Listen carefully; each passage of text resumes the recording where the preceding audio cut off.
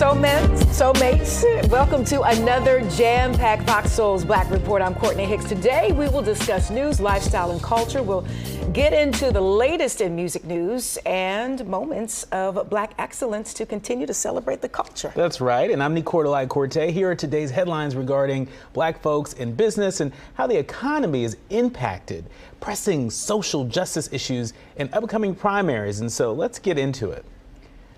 Congress is investigating the crisis that left 150,000 people in Mississippi's capital city without running water for several days in the late summer. According to a letter sent to Governor Tate Reeves, Representatives Benny Thompson of Mississippi and Carolyn Maloney of New York sent the letter Monday requesting information on how Mississippi plans to spend $10 billion from the American Rescue Plan and from the bipartisan infrastructure law, and $429 million specifically allotted to enhance the state's water infrastructure. Imagine that. Imagine that. Now, the NAACP, the Missouri NAACP, is breaking with chapters in the St. Louis area and wants voters to reject a measure on the November 8th ballot that would legalize the recreational use of marijuana.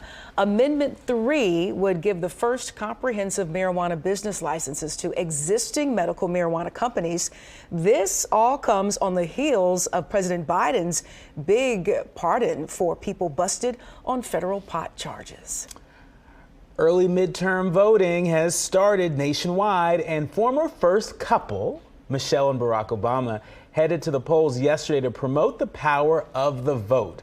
That's right. The former First Lady wrote in an Instagram post, quote, "Today I voted early in the 2022 midterm elections, and I'm challenging you to do the same."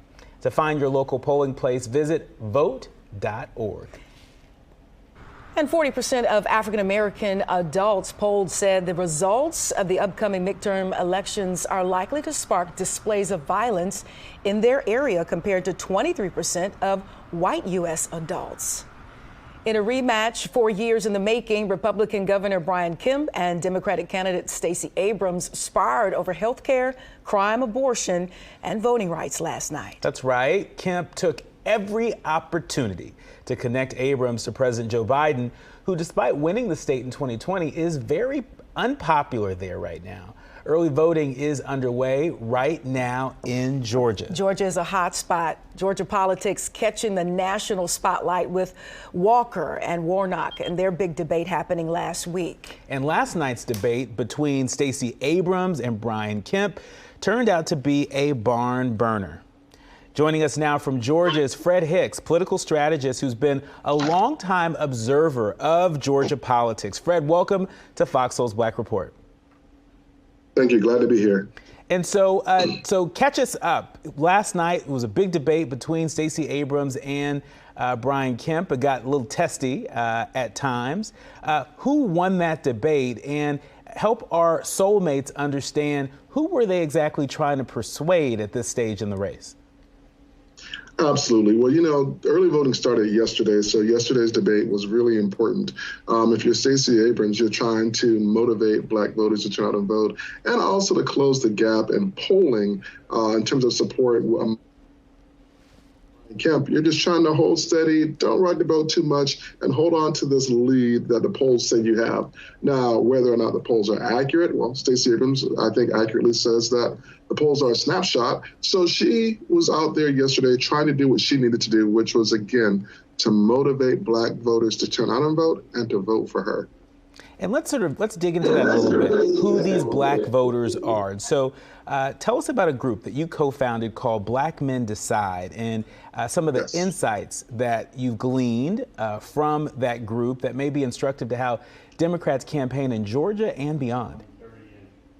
Absolutely. You know, the polling over the summer and into the fall shows that Stacey Abrams is getting only about 85% or so of the Black male vote. We know that President Trump increased from 2016 to 2020 his share of the Black vote. And we know that Governor Kemp is working on trying to do the same thing. So we created Black Men Decide to focus on getting Black men out to vote and to understand what us fellow Black men really consider to be the top issues. And what was interesting in our research and our findings is that Black men, while while we value prison reform, jail reform, bail reform, marijuana reform, the number one issue that we are hearing, that we're seeing, is that Black men want and need access to capital, whether it is to start a business, to maintain their business, but ultimately to fulfill our dreams and to take care of our families. And so in the context of that, I thought Stacey Abrams' approach last night to really call the governor on the carpet about the lack of minority participation in government contracting was really, really significant and important. And I think it can help her go a long way towards improving her standing with Black men, reducing the share of the Republican vote that they receive from Black men, and get her closer to a win, or at least pushing this into a runoff. Because in Georgia, if you don't get more than 50 plus 1% of the vote, then there's a runoff. And so there's a third-party candidate, a libertarian in this race. So step one is to at least force a runoff, and then step two is to try to win. So do you think this is a part of, there's a narrative out there that suggests that, Black men in particular seem to be a bit more susceptible to Republican messages out there. We're seeing, in places like Georgia, folks like Governor Kemp, folks like Herschel Walker being more competitive among Black male voters than previous cycles. Is this just sort of a fluke, or is this a phenomenon that Democrats should be worried about, not just this election cycle, but as we, think about 2024 around the corner?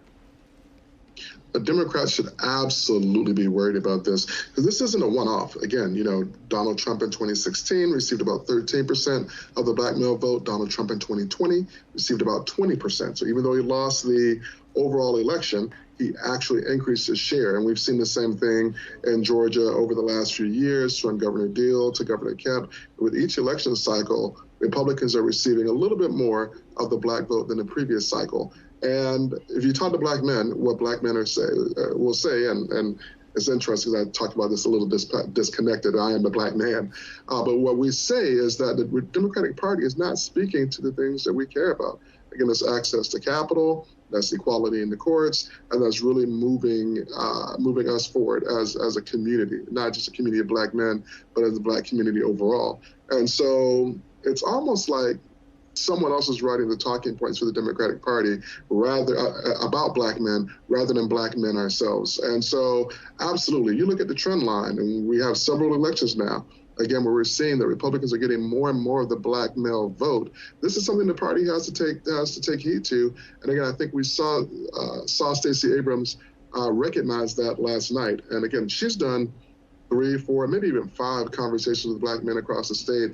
And so I'm sure those same themes popped up in her conversations, and we saw it play out in the debate last night. Wow, and I really appreciate this conversation, sort of brother to brother.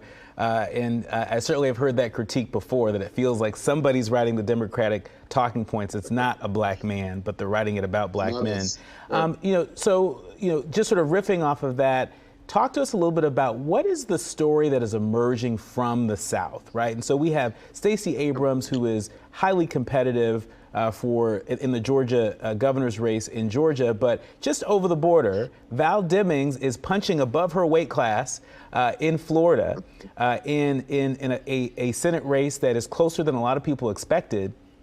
Tell us a little bit about, what's happening between Georgia voters and Florida voters. I know they're different types of voters. It's not an apples to apples comparison, but it's still all fruit. What's happening in the South that we should be paying attention to, and dare I say even learning from?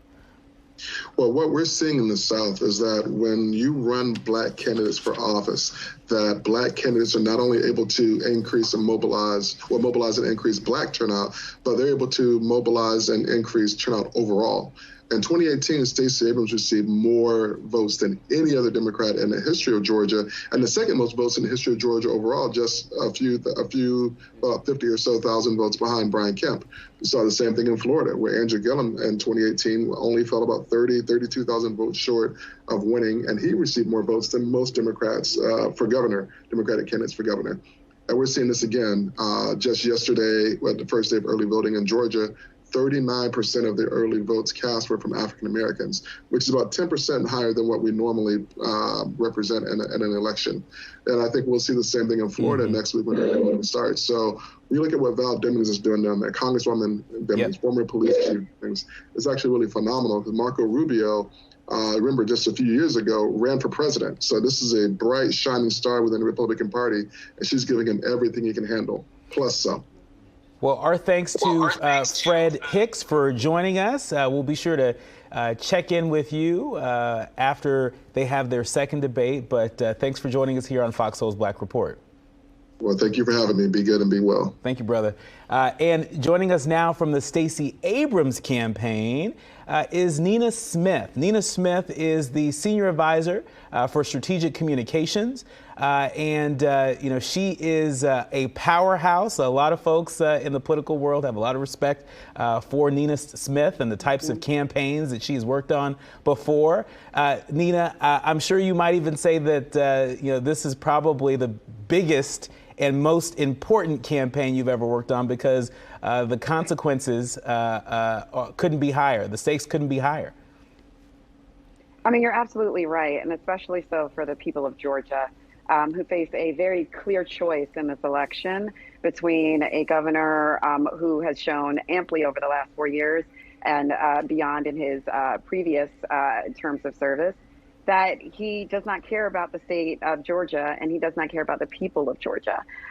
His policies have been geared toward, supporting himself and his rich friends, even the tax rebates that he's handing out, money that he got courtesy of congressional Democrats and the president to Georgia voters. Mm-hmm.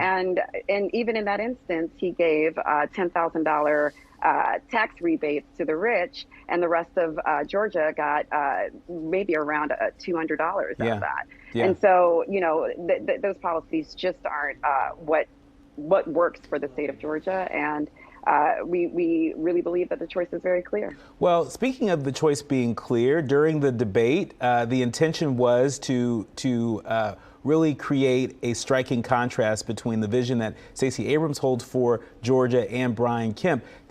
Tell us, how does Stacey feel about her debate performance on Monday? And were there any breakthrough moments that you think early voters are paying extra close attention to? I mean, absolutely. Mr. Hicks actually alluded to that in his conversation about how Leader Abrams discussed her vision for creating tangibles and generational opportunity for, in particular, Black folks in the state of Georgia, but for all Georgians. She has spoken out loud and often about the need to expand Medicaid. We have a level 1 trauma center closing in less than a month, leaving half of, the northern part of the state without a trauma center. And so what you're seeing is Stacey really lay out for folks how we can provide, with her as governor, more opportunity, more freedom, and more money in Georgians' pockets so that they can have what they need to thrive. And honestly, right now, under Brian Kemp, they're not receiving that. All they're seeing is more gun violence on our streets. They're seeing bans on abortion here that limit their freedom, and they're seeing an ongoing attack on the right to vote through voter challenges, 88,000 of which have come through since SB 202 was passed by the current governor. Is your campaign surprised to see that nationally it seems that voters are a bit more interested in pocketbook issues as opposed to how a number of pundits had thought that, issues like abortion, reproductive rights, that was going to animate voters, particularly women voters, this election cycle? Are you all, sort of not surprised that it's really pocketbook issues that folks seem to be paying extra close attention to right now? Absolutely. I mean, the average Georgian is having to work 2 or 3 jobs just to make ends meet, to pay for their rent, to pay for groceries. And what they've been faced with in this governor is short-term resolutions that don't necessarily pave a way for the future for them. And so Leader Abrams has laid out what we can do to make generational investments in the state of Georgia, to ensure that people's dollars go further, that they have the opportunity to grow their families or grow their businesses, and they actually have a shot. Mr. Kemp basically avoided talking in specifics, but Leader does have a specific plan about access to minority contracting, getting more opportunities for small businesses and looking out for the people, not rich folks and folks who are already doing well off. And looking out for the people, we just heard from Fred Hicks, political strategist who's been very much engaged with the Stacey Abrams campaign, who was saying exactly that particularly black men, a lot of folks think that it's the criminal justice reform and it's decriminalizing marijuana, for example, that are issues that motivate black men to get out to the polls. And he said, quite simply, access to capital is a major issue. And so he was not surprised. In fact, he was heartened to see Stacey Abrams leaning into that during the debate.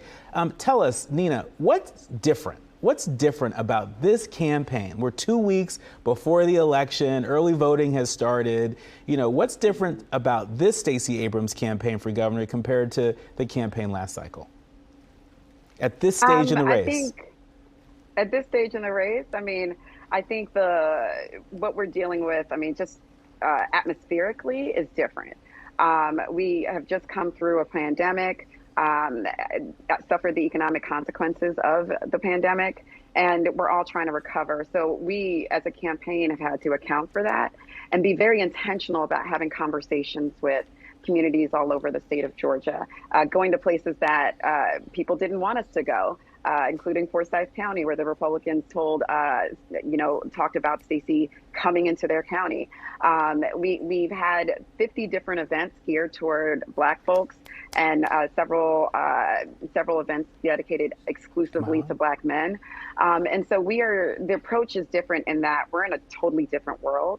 People have gone through real trauma, and they're also really hungry for hope. And so this campaign and Stacey's vision, which is very much rooted in policy and the work that she's done over the last 4 years, is what is different and what we believe will motivate voters to show up, and they have been. Do you all think you're going to be able to turn it around? There are a lot of polls out there. The most recent poll I saw showed Stacey Abrams behind about 5 or 6 percentage points, a little bit more than the margin of error in that poll. Do you all think that you can pull it off with a couple weeks to go? And if so, what gives you that confidence?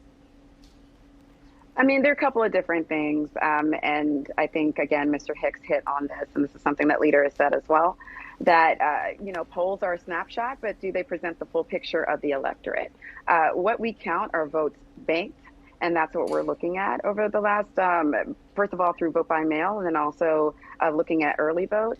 We also are looking at early vote as an opportunity to push back on voter suppression. And so we are encouraging people to vote early so that you can, get your vote, make sure your vote gets in and make sure it's counted. Beyond all of that, again, it's not about turning anything around. The energy's been here. People just haven't been paying attention. And so what you're seeing, what you've seen online, what you've seen in person, anytime you attend a Stacey event here in Georgia, the energy is here. And that's why we have every confidence that we're going to be victorious come November. All right. We heard it here from Nina Smith, Senior Advisor over at the Stacey Abrams campaign. Thanks so much for joining us here on Fox Soul's Black Report. Thank you for having me. Absolutely. Have a great day. Absolutely. All right. Well, that was a lot of information back to back, from folks that are in the know. We heard from Fred Hicks, political strategist. I got to check the family line on that. Anytime you get a Hicks, right. It might be something to that. Right. Yeah. And Nina Smith, but you've lived in Georgia for a long time. What do you make out of what they just shared with us? Yeah. So listening to both conversations, I was just trying to extract what needs to be running through my mind when I hightail it back to Georgia to cast my vote. As the lines may be a little long, they don't want me to have water. We're talking about the efficiency of the actual voting facility. And what is the message? And I like what Nina said about, things are still on track, and atmospherically, things are still on the up and up for Stacey Abrams. But of course, we are seeing some challenges in this particular race. I think it may be tight. And I think it's really going to depend on how we turn out and which direction we choose to vote and who we choose to support. So, it's encouraging. I think, like we said yesterday with one of our guests, it's going to be popcorn time to see how this thing really plays out. And we're back. Seems like we've been talking about Kanye, Yes. a.k.a. Ye, a.k.a. Stay Out Your Own Way. AKA Get It Together. Again and again and again. Yeah, civil rights attorney Lee Merritt confirmed with TMZ that George Floyd's family is strongly considering legal action against Ye over his comments about Floyd's death. Kanye made inflammatory comments about the killing of George Floyd during a recent interview on Drink Champs. Check it out. Mama was his girlfriend. It's in the documentary. Ye publicly blamed Floyd's death on fentanyl and dismissed the fact that former Minneapolis police officer Derek Chauvin kneeled on Floyd's neck for almost 9 minutes. The racial justice organization Detroit Will Breathe is reportedly accepting a $1 million offer from the city to end an ongoing federal lawsuit alleging police use excessive force against protesters, violating their First Amendment rights during demonstrations that broke out in the summer of 2020. Now, according to the Detroit Free Press, the group protested in the streets of Detroit for more than 100 consecutive days in 2020 following the killing of George Floyd by police in Minneapolis. Breakout NASCAR driver Bubba Wallace is the center of skepticism after his actions in Sunday's race. Now, many have called for the suspension of the only black driver in the organization after an altercation with another driver, Kyle Larson. After the two crashed, Wallace has since issued a public apology via Twitter, but has also stated that he believed Larson crashed into him on purpose and thereby impacted his steering. Even still, many are accusing Wallace of anti-Asian hate. However, there's no evidence that he said anything racist during the altercation, and he doesn't seem to have a history of racism. According to the most recent Labor Department data, grocery prices have rose 13% over the last year, outpacing the annual 8.2% inflation rate for all consumer products. Now, the price of fruits and vegetables increased by 10.4% annually. Whole milk rose 15.2%, and eggs, they soared 30.5%. Wow. Right, and so, folks may be having 2 eggs instead of 4 for the near future. Why is this happening, you might ask? Well, one reason is that farmers and food processors have reported difficulties transporting grain, livestock, and other products amid a shortfall of truck drivers, refrigerated trucks, and railroad workers. Another reason is this year's harsh droughts. They've devastated farms across the United States, shrinking yields and ultimately driving up prices at the grocery store. Yeah, I know, earlier in the year coming off what I still sort of kind of think we're not necessarily in a pandemic, but I think we're on the other side of it, but there's still some challenges, but in the thick of it. Yeah. The darkest days of the There pandemic. we go. When we were dealing with transportation and issues, I was reading trucking companies offering up to $14,000 a week just to find truckers. And sometimes we don't realize how valuable and how crucial that line of transportation is needed in our just day-to-day operation. So when it's short, it affects everything and everybody. The train system, we all know how planes, trains, and automobiles affect us on a day-to-day basis. So, I don't know. We're hoping those prices will curve soon. But when you talk about eggs, that is unreal. That's almost a third. The price of eggs have gone up almost a third, and that's a staple. It's a staple. I mean, not just for breakfast in the morning, Eggs, but in milk. so many of our products. Yeah. Have you noticed that your grocery bill? I have noticed the grocery bill has spiked a little bit. Yeah. A little bit, right? And you better start couponing and catching those sales. I'm not above it. And using that, the card. Use all my Safeway Select and although Whole Foods, that thing. They don't go on sale, do they? Nothing ever goes on sale. Hardly ever goes on sale at Whole Foods, and so let's pray for that. Now for some good news. We talked about Whole Foods, but here's some good news. Okay. Teen mogul in the making, Marsai Martin. Okay. She's made another strategic business move. This girl is smart. Well, she's a young lady too. This time in the fashion world. The 17-year-old and youngest executive producer in Hollywood has now partnered with Hollister to relaunch its brand It's a brand agent program to provide high school students with career development funding to fuel their passion and empower the next generation of change makers. We love it when folks are working with change makers. 10 AV youngest, so there are a number of folks that will benefit from that program. And it's so good to see, big companies, investing in entrepreneurs. Yeah, and I love, most of us were introduced to her via Blackish. And I remember watching that show and saying, she's a star. She's so composed, at such a young age. So she's going to be around for a long time. Yeah. How about more good news for small business owners? Amazon has joined forces with Lendistry to roll out Amazon Community Lending as a long-term solution to help more sellers grow. Since its 2011 launch, the program has loaned more than $35 million to over 800 sellers, superseding the original goal of $10 million in the next 3 years.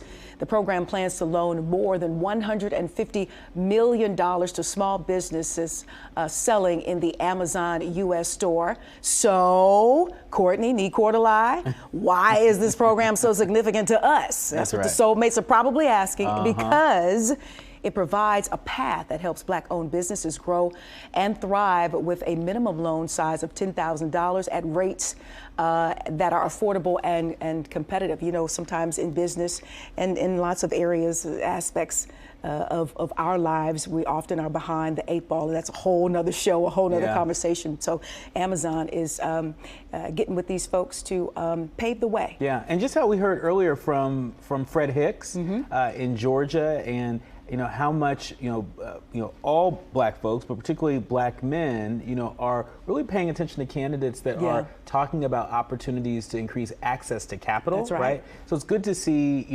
political folks sort of responding to that want, that need, but also to see companies like Amazon beginning to respond to that want and that need. That's and so we need more of it. Absolutely. Access to capital. I think economic justice. I think they owe it to us. I think so. Restoration.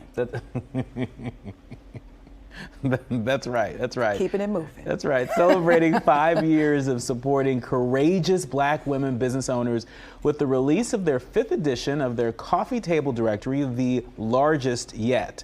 The directory, titled Fearless Commerce, includes over 150 Black women-owned businesses across various fields and industries. The organization really serves participants by providing back office support, which is critical, from scaling to exiting on their own terms. When have you ever heard of that? Wow, that's amazing. I was just checking out the outfits. They got it in for that photo shoot. That's right. That's right. Black bourbon drinkers rejoice. That's like this new thing now, bourbon. Yeah. I love a good bourbon. It burns too much. You don't like bourbon? I can't do it. Oh. It's too grown for me.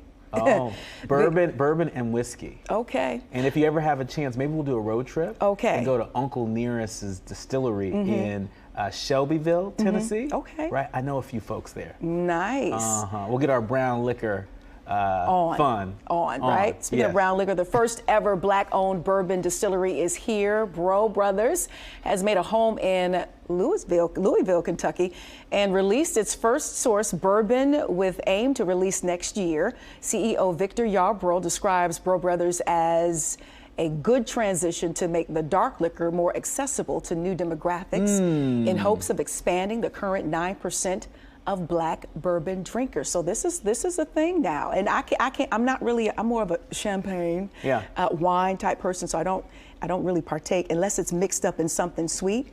But I've seen the shift going from the white liquor to now the brown. Yeah. But they say does the white do you more justice in the morning than the brown, or it is all a matter of your intake? I think it depends on your intake. It depends on what your flavor is. But I always like to say I enjoy brown liquor among friends. Right. Oh, okay. I think it lends itself to just being able to let your hair down, and so a good bourbon, a good whiskey. Okay. Do you add a good Cuban with it? Now I can do cigars. Now you can do the bourbon. We can go somewhere. You can do the bourbon. I'll do the cigars. You do the cigars. Okay. I'll do the bourbon. Okay. Deal? Deal. And welcome back, Soulmates. We are so excited, so amped to kick off our new segment, Black Authors Matter, right here on Fox Soul's Black Report. To help kick things off is Howard graduate and author Devin Blackwell. Welcome to Fox Soul's Black Report. Hi, thanks for having me. You are absolutely welcome. Thanks for taking some time out to talk with us today, big Howard graduate. So was it at Howard where you found this love for writing? No, I've actually been writing since about the fourth grade. Oh, wow. It was the first thing. Yeah, it was the first thing I really loved to do, and I wanted to make a career out of. So I've been writing romantic Black fiction for a long, long time. So you knew early on this is something that you wanted to do. Yes. Good deal. Yes, definitely. What made you write Greater Love, Greater Life? What was the character inspired by a real person? How did that come about? Yeah, well, I wrote Greater Love in college. I started writing it my freshman year, and it really started as just a way for me to kind of escape. It's not about me, but it's centered about a girl from California who escapes a rural community in LA and escapes to a fictional HBCU in New York. So it's kind of based off my time at Howard and me going there, but it's not my story exactly. Oh, okay. And what do you think greater love leads to greater life? Why do you think that greater love leads to a greater life? Your thoughts on that? Yeah, so Greater Love is the name of my first book. Greater Life is the name of my second book. Mm-hmm. And Greater Love really just means that when you accept love into the world and you accept love for yourself, your whole world changes. And it ultimately leads to this greater life. You know, I really believe that when you allow love into your life, it can only get better. So that is how greater love leads to greater life. And we're all challenged, in our relationships in one way or another. As far as your characters are concerned, Ryan, what makes that relationship work, do you think? Yeah, I think what makes Devin, my male character's name is also Devin. Right. And Devin and Ryan's relationship work is that, they really understand each other's history. Devin also comes from Garden Heights, which is where Ryan's from. Mm-hmm. And I think knowing each other's history really allows them to just accept each other for who they are. And they're also partners. I think one of the reasons that I wanted to write romance is because I wanted to show really healthy examples of good Black love. Not that they're perfect, but it's two people working together to, live their lives in love. Yeah. Publishing a novel is huge, getting all those thoughts together, your rhythm, even the whole publishing process. Talk about some of the biggest lessons that you've learned from now being a well-established author. Yeah, I think writing this book, it really just taught me that self-love is the greatest love, which is why I wrote Greater Life. I really felt like my two characters, while they had this really powerful love story, they were young and they needed to kind of accomplish the goals that they wanted to accomplish for themselves. Mm-hmm. And really learn love through the eyes of their partner and learn how to love themselves in an equally healthy way. So I think while writing the book, that's what I learned for myself. And I think just during the publishing process, how much Black writers mm-hmm. Aren't recognized in this industry, right. And just how I got to keep going to tell the point of view of Black people and to give a healthy example of what Black love is. Yeah, which is exactly why, this Black Authors Matter segment is so important to us here at FOXSOUL's Black Report. So looking back, at your journey, if there's someone watching who I'm sure you are inspiring in regards to becoming a published author, what's some of the biggest advice or best advice that you would give them? My best advice would be to believe in your voice. I think, it's a very whitewashed industry, the mm-hmm. publishing world, especially fiction. And I think you really have to believe in your craft and to hone in on your own voice. And a lot of people are going to be telling you things and having opinions. And at the end of the day, you have to believe in yourself and your work. Mm-hmm. So for future writings, do you think you're going to continue with Ryan and Devin, or are we going to delve into maybe more characters? What do you have in mind for us as we continue to follow your body of work? Yeah, this is the end to this series, okay. But I'm nowhere near done writing. I have more characters, more romance, more relationships to show you, and they will be out soon. Yeah, where can we find you, follow you? Give us so we can link up. How does that? Yeah, you can follow me on Instagram at Devin Bakewell Author. Okay, fantastic. Thank you so much. And I did speak at the beginning of this interview. It is Devin Bakewell. We will definitely continue to look for more of your works. And we thank you so much for joining us today and helping to kick off our Black Authors Matter segment here on Fox Soul's Black Report. Stay in touch with us. And you are now considered an official soulmate, Miss Devin. And I love the name, by the way. Thank you so much. It was such an honor. Thank you for having me. You are so welcome. Have a good one. Take care. You as well. All right, that was good. That was great. Yeah, Miss Devin. She looks a lot like, that's what I was just looking at. She looks a lot like an old co-worker, Danielle Ledbetter. Oh, yeah. And I was like, Danielle? But of course, no, it's Devin. And welcome back. We are still inside of homecoming season, and we want to make sure, Decortalize Soulmates, that we keep it safe. Our thoughts go out to those impacted by the events at Livingstone College in Salisbury, North Carolina this weekend. Sadly, an altercation escalated into gunfire. Yikes. Gunfire, leaving 2 wounded at rapper Asian Doll's performance at that homecoming concert. Police reported others were injured while fleeing the scene. The 2 wounded were transported to local hospitals and have not yet been identified as students. There is no information on a suspect. Our family over in Jamaica is taking a stand against the messaging in today's music with a new broadcast ban against music and TV shows that appear to glamorize criminal activity, violence, drug use, and scamming. The Broadcast Commission of Jamaica made the decision to minimize material that could give the wrong impression that criminality is an accepted feature of Jamaican culture and society. Now, according to reports, naturally, artists are pushing back, stating that the ban will erase those communities impacted by gun violence out of the conversation and will not make a big enough impact to stop crime. I understand the effort and I get the effort. However, most of their music is based and stewed in that particular lifestyle, and being part Caribbean myself, I don't know if there'd be any music to listen to if they ban it or try their best to do away with it, if you will, or those type of messages, you know. I'm trying to think of there are a number of Jamaican artists out there, you know, whose music and whose art overall, you know, is not reflective of that. And so, you know, it's an effort, you know, it's an effort to hopefully increase consciousness. Yeah. You know, and certainly that's nothing new. We've seen, you know, the likes of Bob Marley and you know, Burrell Hannon and so many other artists coming out of Jamaica, you know, that have punched above their weight class in terms of increasing consciousness around, you know, what it is that we're consuming and what it is that they're offering through their art. And so, yeah. But this isn't just a Jamaica thing. I mean, these are, you know, themes that we hear throughout, you know, our music back here stateside as well.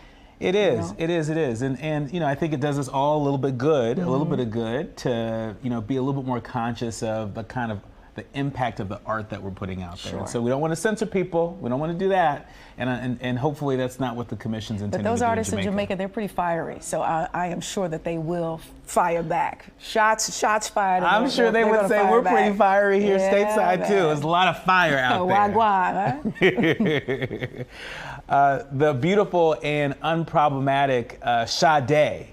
You have a little Sade in your collection? I love Sade. Who doesn't love Sade? My goodness. Well, if you love Sade, you know, you are going to be really excited to hear that she's gearing up to release her first album in over 12 years. That's right. The Grammy Award-winning singer and her band are reportedly they're recording at Miraval Studios in Correns, France. Sade currently holds 4, count them, 1, 2, 3, 4 Grammys, dating back to the Best New Artist in 1986, and as recent as 2011's Best R&B Performance by a Duo or Group with Vocals for Soldier of Love. I love that album. Yeah, so what I figured out with Sade and artists like Maxwell, they come out every 10 years. So that's about right for Sade. And every time, her music is just, it stays just so good. Yeah. I feel like I need to light up a cigarette every time I put on it ages well with time. Yeah. What's your favorite Sade song? All of them. Your favorite? So her latest album, Soldier of Love, I really enjoy that album. I think you can just kind of put it on and let it play, and especially, you know, there's a little chill in the air. I like the older stuff.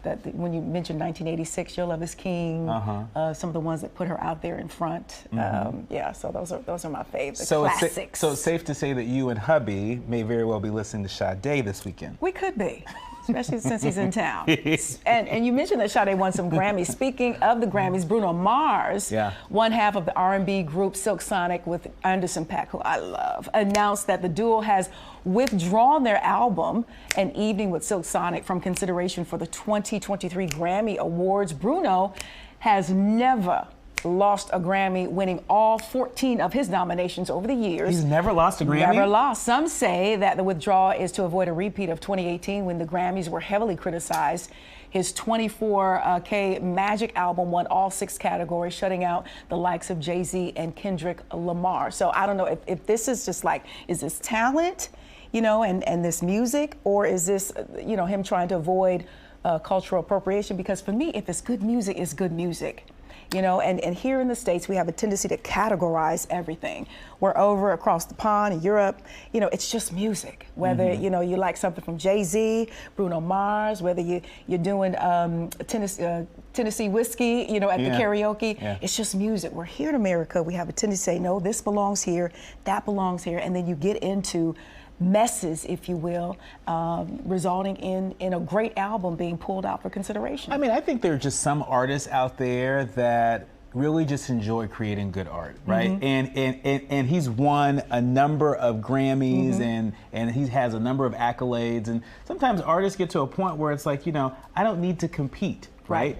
And so who knows, maybe that's, you know, the point where he's at, or maybe, you know, he is a bit more conscious of some of the challenges around cultural misappropriation and all of that. Yeah, but the album is so good. I was looking forward to it. It's a great album. Again, it's another album that you can just sort of put it on and let it play. Let it play. Listen, if you get some tickets to Bruno Mars, we're gonna make a pact right here. If you get some tickets, you taking me. Okay. All right? Because I'm a big Bruno Mars fan. Haven't seen him yet. And Bruno, if you're watching, when you're in Detroit, you've got to stop by FOXSOUL's Black Report. Oh, that looks so good. The Book of Sean. The ground is not your destiny. All right, now. I love it. I love it. That's right. All right, and now for our Black Excellence segment. What's better than one billionaire, two, especially if they're from the same hue as y'all stop me when I stop telling the truth. Y'all know I ain't no rapper, but that's Jay-Z. But you did pretty good. You did pretty good. Jay-Z, but I didn't have the cadence right. That's all right. You were just fine. We wouldn't have noticed. How about 8 black billionaires who, while the likes of Oprah, Michael, Kanye, Riri, Jay-Z, Dr. Dre, and Tyler Perry have already crossed the threshold. Diddy, The Rock, Magic Johnson, my schoolmate, he's a little older than me though, Beyonce, Kevin Hart, Mariah Carey, and Steph Curry are on the way to becoming the next black billionaires in just a few months. So we'll keep our eyes on that. That's pretty incredible. You know what else is incredible? The U.S. Treasury Department has tapped former Philadelphia Mayor Michael Nutter as overseer for the first ever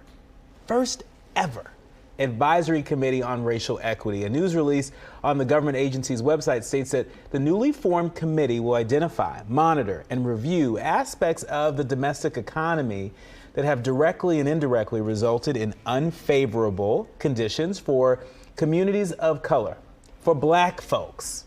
Secretary Janet Yellen and Deputy Secretary Wally Adeyemo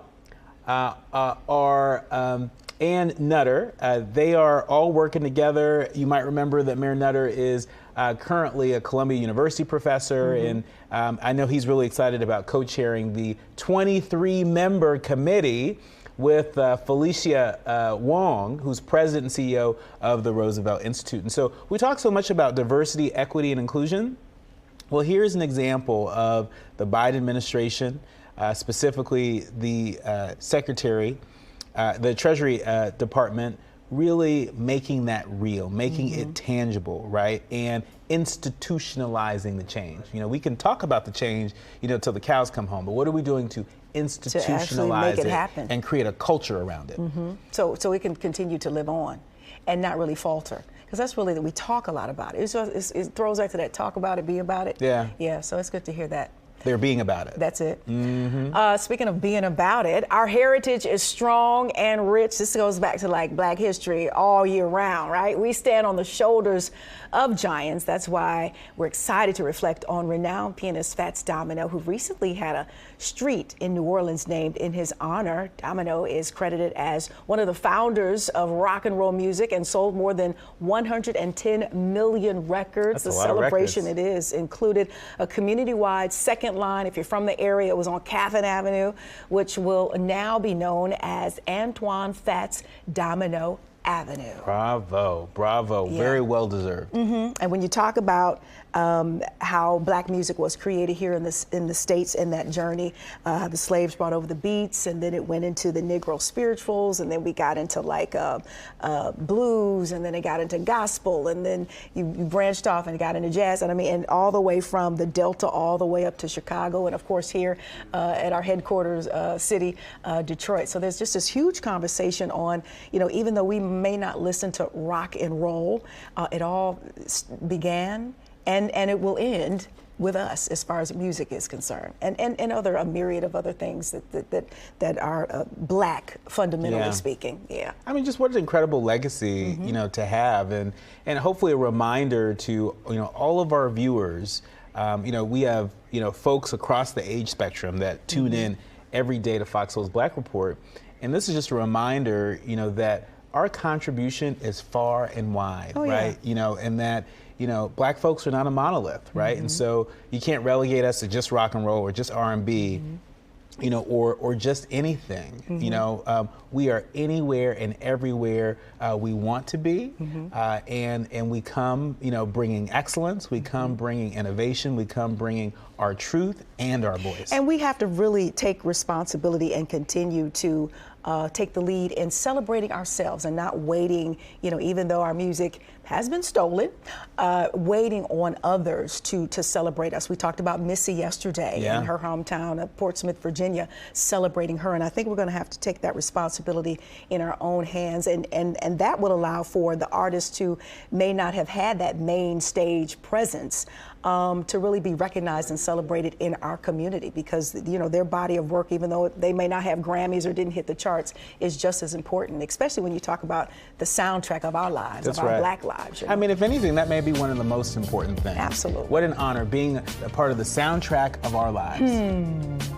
You're watching FOXSOUL's Black Report. I'm Nicordelai Corte. And I am Courtney Hicks. Until next time, stay Stay lifted. lifted. I love that. I know you came up with that. That's really good.